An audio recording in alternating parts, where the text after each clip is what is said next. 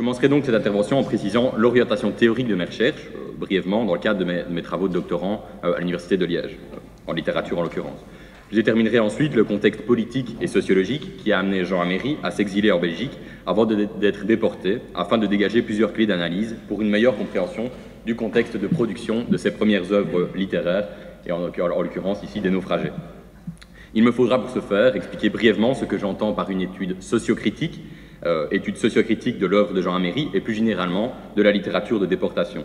N'étant pas spécialiste spécifiquement de l'œuvre d'Améry, je me concentrerai donc sur les 10 années de sa vie, alors de 1933 à 1943, et où celui-ci rédige un de ses premiers ouvrages majeurs, Les Naufragés, qui ne sera publié que très tardivement, en 2007, même année que la publication de la biographie d'Irene Heidelberger. Je précise donc d'emblée que mon approche est davantage littéraire qu'historique, bien que je m'efforcerai d'adopter une approche socio-historique en me concentrant plus précisément sur l'exil de Jean Améry en Belgique, je l'ai déjà dit. Il me semble en effet d'autant plus intéressant, dans le cadre d'une journée d'études et d'une exposition consacrée à Jean Améry, de laisser parler son œuvre et de vous proposer quelques fragments de celle-ci. Le titre de mon intervention est donc le suivant, il a quelque peu changé par rapport à ce qui est présenté sur l'affiche. Des premiers écrits à la déportation, le passage de Jean Améry en Belgique, études historiques et sociocritiques des naufragés. Mes recherches s'inscrivent donc dans une perspective sociocritique, je l'ai dit. Dans le cadre de la littérature de camp et de déportation, je m'intéresse tout particulièrement aux conditions de production d'une extrême précarité. Ces conditions d'écriture entraînent en effet des pratiques littéraires particulières, marquées par l'extrême violence du contexte sociologique dans lequel ces œuvres sont produites. C'est pourquoi il me semble essentiel de repositionner l'œuvre de Jean Améry dans le moment historique dans lequel elle évolue, afin de comprendre en quoi sa stylistique propre est le résultat d'une socialité particulière, celle de l'exil et de la déportation. Je noterai qu'il est évidemment problématique de travailler à partir d'une traduction du texte allemand au texte français, mais il me semble que la perspective sociocritique permet de centrer mon étude autour d'une sociologie du texte qui permet de dégager certains traits hors de la problématique de la traduction. Je structurerai donc ma communication, et j'en termine ici avec mes prémices méthodologiques, à propos donc des années 33 à 43 sur Améry, comme suit. Je commencerai par rappeler le contexte de sa déportation et de son exil en Belgique. Je présenterai ensuite brièvement son œuvre Les Naufragés, pour ensuite dégager quelques extraits selon moi significatifs d'une esthétique représentative d'une époque, voyant la violence progresser et atteindre un certain paroxysme. Nous ne pourrons malheureusement pas, dans le temps qui m'est imparti, analyser en profondeur l'œuvre d'Améry, mais je vous présenterai des analyses possibles à partir de la discipline de la sociocritique. Alors je répéterai évidemment quelques éléments déjà évoqués par Madame Heidelberger, mais je tenterai d'effectuer une synthèse afin de comprendre l'ancrage sociologique dans lequel doit être compris les naufragés. J'entre donc dans le vif du sujet. Depuis 1934, et selon les termes utilisés par Améry, un fascisme relativement modéré s'est installé en Autriche, moment où Améry rédige Les Naufragés, 1934-1935. Le contexte culturel et politique qui aboutira en 1938 à l'Anschluss est important afin de comprendre ses positions littéraires. Malgré l'antisémitisme grandissant, le jeune Mayer espère pouvoir passer encore un certain temps en Autriche à l'abri des politiques de plus en plus ouvertement hitlériennes. L'annexion du pays en 1938 va évidemment tout changer, la période étant marquée par de violentes émeutes antisémites ainsi que par l'émergence et la progressive instauration d'un racisme institutionnel. Eichmann décidera désormais de qui doit ou non émigrer. À cette époque, Mayer montre déjà une force de rébellion et d'insoumission en refusant de se déclarer de père arien et non juif. Un contrebandier parvient à le faire passer en Belgique contre une redevance de sa famille. Le contexte des années 1933 à 1938 est donc le moment d'une croissante stigmatisation des populations juives, où un fascisme, d'abord relativement modéré, devient de plus en plus autoritaire et répressif, au point de collaborer activement aux politiques allemandes antisémites. La première œuvre littéraire d'Améry devra donc être comprise dans cette socialité particulière. À son arrivée à Anvers, le comité de secours juif le prend donc sous son aile. Améry donnera un séminaire d'histoire des idées avant de tenter d'entrer en résistance, on l'a déjà évoqué, en allant de comité en comité. Je reviendrai aussi sur la question de la résistance. Mais la Belgique, à cette époque, est neutre.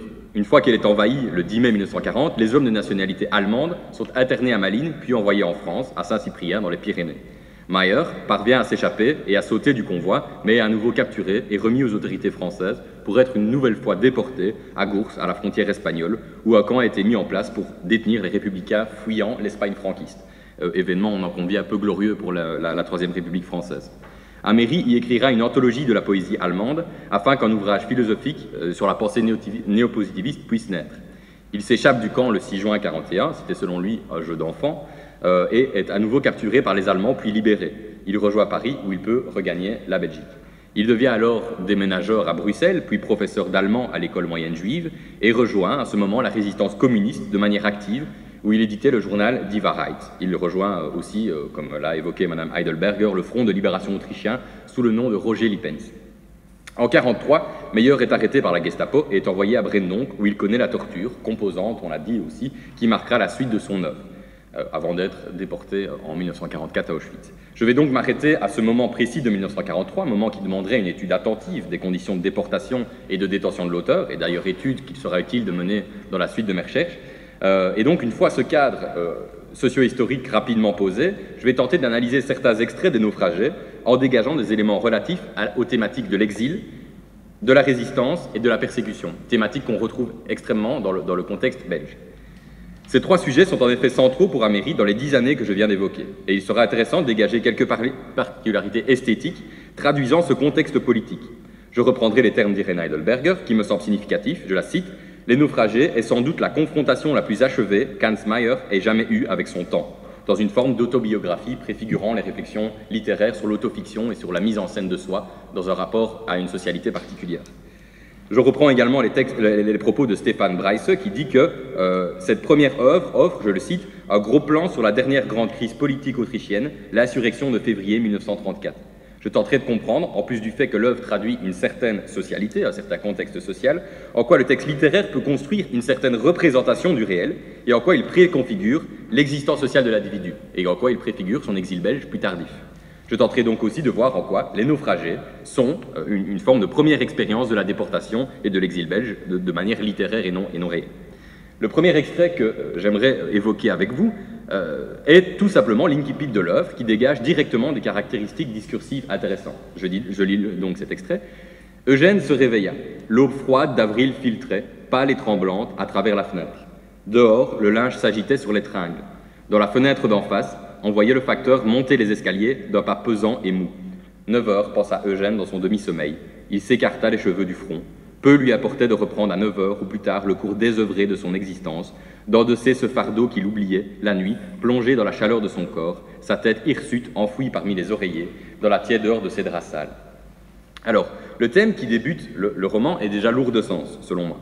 Celui d'une aube et d'un réveil difficile. Le terme « aube » induit la transition entre deux moments, cette transition précédant un renouveau qu'on pourrait interpréter de manière politique.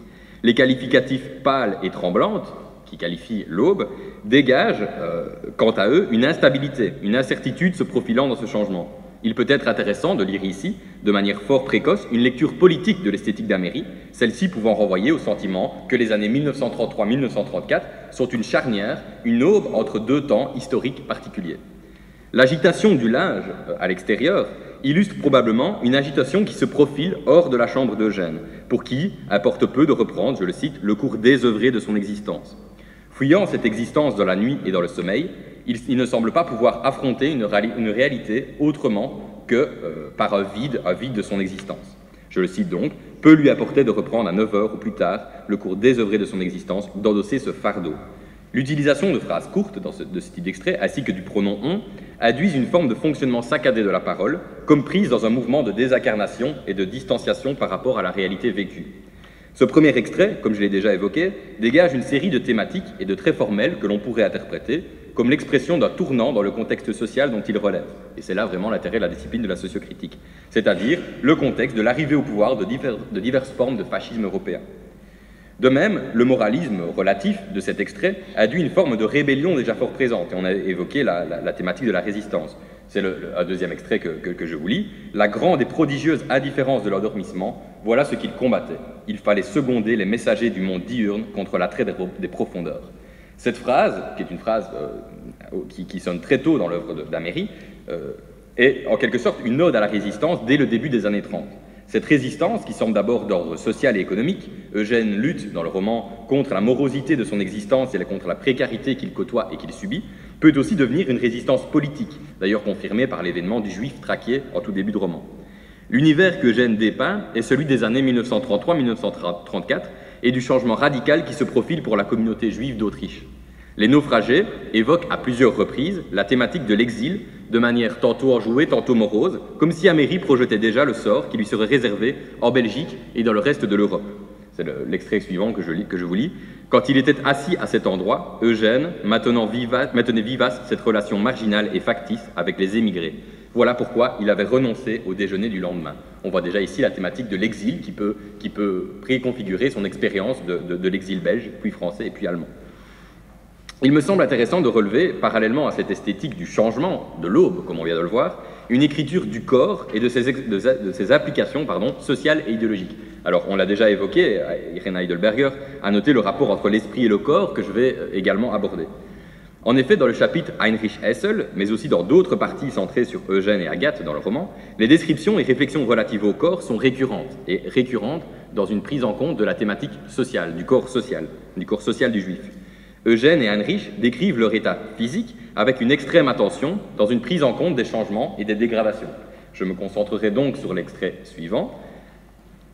Brisé de fatigue, Heinrich se déshabilla. Il plia son costume avec son soin habituel, puis il alla devant sa table de toilette et s'humecta le visage et les mains.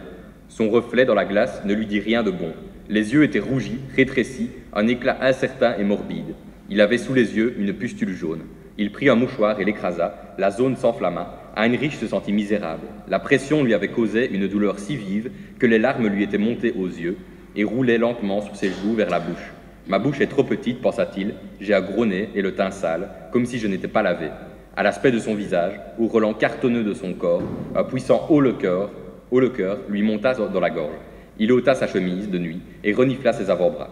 Il ne sentait rien, murmura-t-il, rigoureusement rien. Une odeur de lin frais colle à ma peau, rien d'autre, Burke.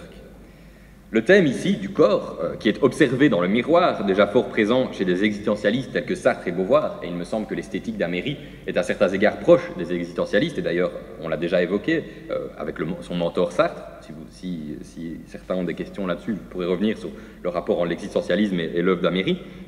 Cette thématique du corps observé dans le miroir sera centrale dans les récits de déportation, les ex-déportés ne se reconnaissant plus à leur rentrée du camp.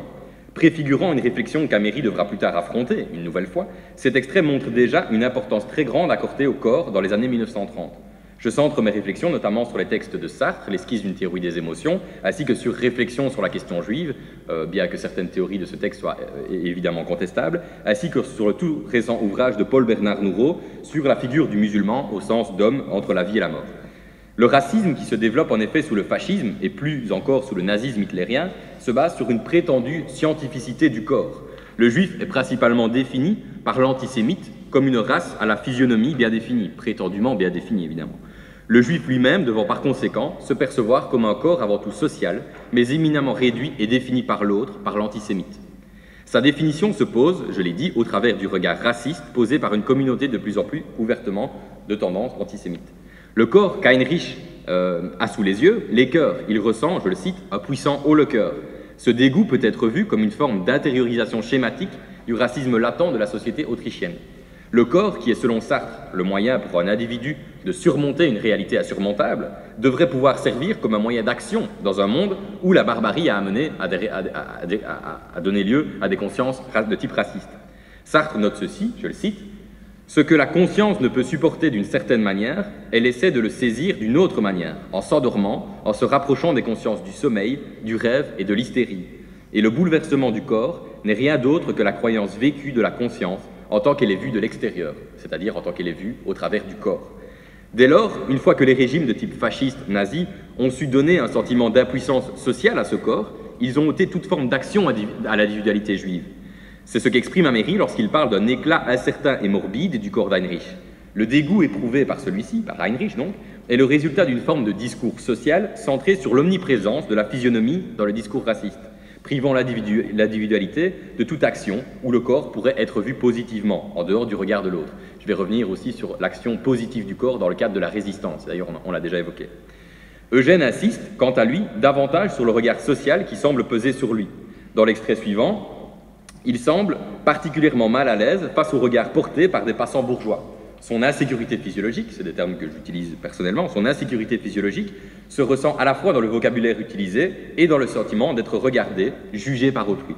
« Tu sais, donc c'est Eugène qui parle à Agathe. Tu sais, j'aimerais tellement partir d'ici, dit-il, au moins une quinzaine de jours. Vraiment, répondit-elle légèrement moqueuse.